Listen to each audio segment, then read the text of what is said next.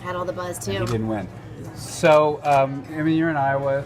You're obviously, there's a lot of similarities between Kansas and Iowa in some cases, but they did say, ask her about Trump's trade policies because it seems as if he's trying to get steel deals at the expense of soybean farmers and he's the crushing farmer. our farmers right now. So, tell and us he's about crushing our manufacturers. Well, one of the problems is, President Trump ran on no bad trade deals, and that was something that resonated because a place like upstate New York, we got crushed with trade deals that hurt us. NAFTA was not helpful to New York at all, and there's a lot of trade agreements that harm certain sectors of the economy. And so when he said that, I think that appealed to a lot of Americans. I think that appealed to people in Pennsylvania and Michigan and Ohio and Wisconsin. But then what he's done instead of that is he's really focused on trade wars. And he's created a trade war with China, which is particularly crippling, especially for farmers in Iowa. Farmers in Iowa have a number of exports: ethanol, corn, soy, pork. Number one purchasers of those four exports is China. So when you start a trade war with China, you just eliminated your biggest market. And so a lot of producers here are suffering, really suffering, not making ends meet and not being able to sell their goods and their products. So and then on the steel side, steel is number one input for a lot of manufacturers. I'm sure it's the number one input for John Deere and other manufacturers in Iowa. And when you create a trade war with China, the price of steel goes skyrocketing. And as soon as it goes skyrocketing, it means if that's your input, you can't produce something at a cheap enough price to actually sell it at a profit. And so our manufacturers are struggling. So right now he's crushing our manufacturers and our farmers at the same time with his needless trade wars. So Kansas has a lot of Republicans, a lot of the farmers are Republicans, and some of them are hurting because of this. And they say, they're still saying, well, we trust that it will work out for us. So what would you say to those Kansas Well, they're farmers? very kindly that they're so trusting, but I don't think this approach will work. I think President Trump is not a good negotiator, and I think he's bombastic, and it harms us when it comes to trade and it comes to foreign policy.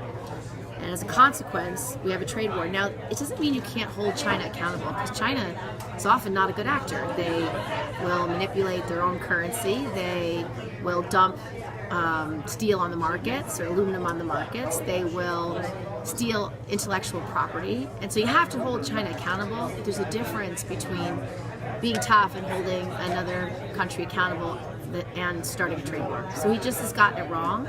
So I don't think those farmers will do well or those manufacturers will do well. I think they need new leadership. But I'm going to talk about what I'm for and what I would do as president and how much I appreciate our manufacturers and producers and farmers and ranchers.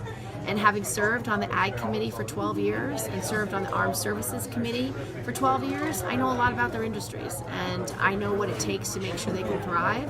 And that's one of the reasons why I'm running for president, because we need someone who's going to bring this country together. To that point, you mentioned another stop that you've campaigned in red areas. Kansas is red, but they just did Kansas red. Voters just elected a Democratic governor. So you can say briefly, how do you appeal to Republicans who might have traditionally voted Republican, might have voted for the Democratic governor in a presidential race? Well, I think the first thing that any candidate for any office has to do is show up. They got to listen. They got to hear from the people they want to represent, hear their ideas, hear their concerns, hear their fears, and then work on finding common sense, bipartisan solutions to their problems. Then reaching across the aisle and actually finding senators and House members to help you pass laws, and then pass the laws. So you have to actually be able to get things done, and that's what I've shown in my 12 years in Congress. Even in the last Congress, with a Republican House, Senate, and President, I passed 18 bills. And those bills would help your farmers and manufacturers in Kansas and Iowa. Money for rural broadband, money for startups and entrepreneurialism in small towns and in rural areas, money for made American manufacturing, money for baby boomers who want to sell their businesses, small businesses, to their employees because their kids don't want it, and making it easier for them to actually keep those businesses up and running by selling them to their employees. More employee ownership creates more wealth, particularly in rural areas and underserved areas. So Kansas, like maybe a little bit like New York and Iowa, big cities that are doing quite well, Kansas City area, but these rural areas that you had a question in the first stop about this. People are leaving, and these corporate farms are coming in, so that's happening. What, if you were elected, what would be like one of the top 2 things you'd want to do to address the rural areas? First thing I would commit to is making sure anyone underemployed or unemployed got access to the job training they need to get a job in their region, in the field they want. We have amazing community colleges and state schools across the country. And when they pair up with the local employers, the local manufacturers or businesses, they can create the coursework designed to fill the openings at those areas in those businesses. And that's skills training that is invaluable. You teach a young, early high school graduate or a college graduate the skills they need for the job in their region, they're going to stay. But the training really has to be pipelined to be directly into the open jobs and open industries in the region. And that will help young people stay in the areas where they want to stay. You also can use our state schools and community colleges and incubators for entrepreneurs, actually offering entrepreneurialism and small business training in those schools will make it easier for young people to start their own businesses and stay. Because when you start your own business, you can locate it anywhere you want. And having the tools and the training they need to come up with a business plan, understand what it takes to get access to capital and to fund it, and then what it takes to actually keep it going.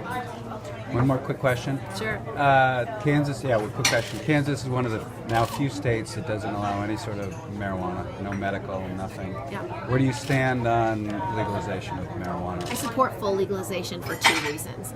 The medical side is urgent. You talk to any mother who's got a kid with a Dravet syndrome or any other seizure disorder, that mother needs CBD oil for her child so the child can learn to walk and talk and read and sing and ride a bike. Like the only legal drug in a state like Kansas would be a barbiturate that knocks the kid out. So they need CBD oil. You talk to any veteran who has PTSD, he or she will tell you that it's much better medicine for chronic pain. The cannabis is so far superior for managing long-term anxiety and long-term pain and chronic anxiety and chronic pain.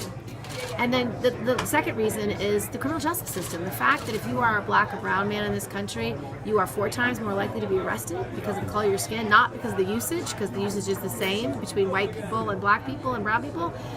It's an outrage. And so you want to make sure that our criminal justice system is fair. And so I would decriminalize it, and I would make sure anybody who has been convicted for cannabis use that sentence can be vitiated and released on time served. Because the truth is, it's really been enforced so disproportionately against black men and Latinos that it's harmful.